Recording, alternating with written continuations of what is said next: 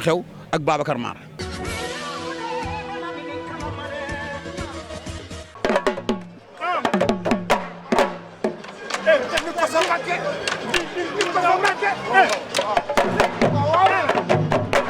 Babacar Mar boo déggee loolu sa yaram daw ñii ñooy animateur course cosaan yàgg na ci lii mooy ndëndu mbuur kenn du ko dëggal baadoola waaye ki ñuy wax Alaaji Ablaye Mbaye baayam def na lu ne Alaaji Ablaye Mbaye baayam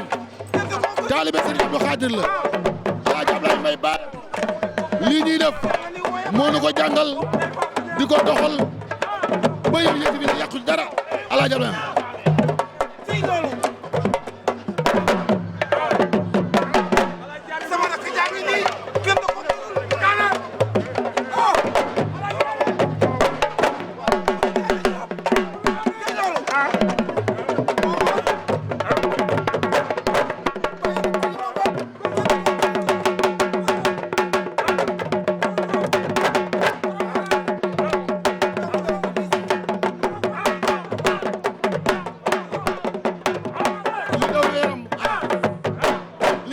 Babacar Mar mu teel a génn mais Baye Sall tey gaa yi jóg nañu gaa yi jóg nañu gaa yi jóg nañu gaa yi jóg nañu Louga loo la ñu door mu génn gaa yi jóg nañu ki génn mooy Xatim la ñu door mu génn jóge écrit tuuti waaye Ndeye Anta ñëw na ci koom Ndeye Anta léegi moom moo génn nekk doomu Habib ki génn noonu moom mooy Ndeye Anta ki ko war bu ma jubul mooy Pape Gningue waaye Khadim mu ngi 2e position Diofior jege fi ne en 3e position. door nañu Ndeye Anta mu génn waaye Khadim mi ngi ko sa gënam waaye Diofior mi ngi ci 3e position bi ko sa peex. waaye door nañu Ndeye Anta mu génn waaye Khadim mi ngi ko sakatal ñu ngi nii di am 200 mètres à l'arrivée waaye Papa Sall bu ñu ñëwee dañuy dellu tey gars yi rungu nañu waaye Ndeye Anta womat na leen Papa Sall. Ndeye Anta womat na fas yi Modou Kassé. Ndeye Anta moo nekk ci ligne bi ki nekk en 2e position mooy Kasumay génn na waaye Khadim jege si na ànd ak Diofior waaye maa ngi seen leader ki génn nag fi mu toll nii moom mooy Khadim bu écurie ci. dawal nañu Diofior dawal nañu Khadim dawal nañu Diofior dawal nañu Khadim leader génn na leader ak Khadim nekk nañu benn fas leader ak Khadim nekk nañu benn fas. ki génn moom mooy leader. ki ci topp moom mooy Khadim waaye Kasumay 2 ñëw na seen kaw ki génn nag fi mu toll nii moom mooy Ndeye Anta waaye Ndeye Anta leader Kasumay 2 ak Khadim nekk nañu benn fas fi mu toll nii leader ak Ndeye Anta. leader ak Ndeye Anta Kasumay ñëw na seen kaw dawal na ju demam ba sekk mbay leader Ndeye Anta leader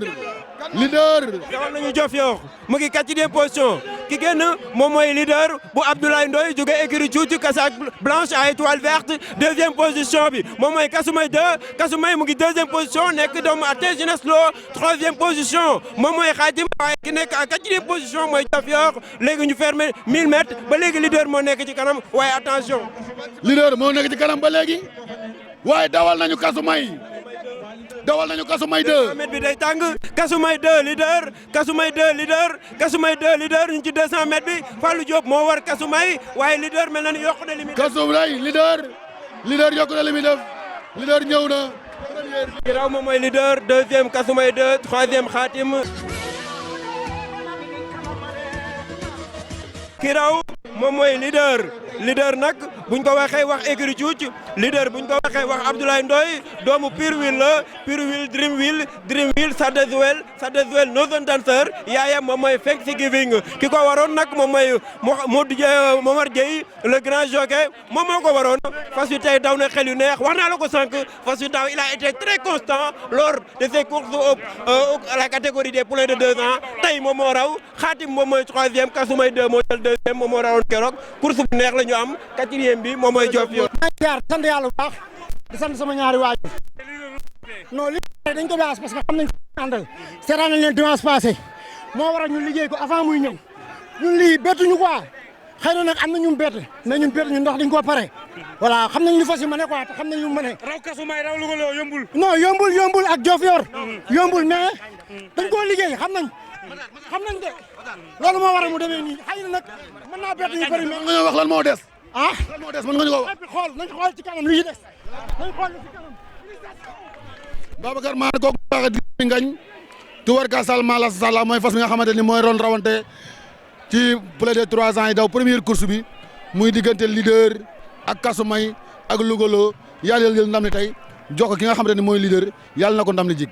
tubarkalla macha allah course moom nii rek la baaxoo da ngay raw tey suba ñu raw la waaye ñu rawit 2 minutes wu ñu Babacar Mar nañ dem xooli Babacar Mar.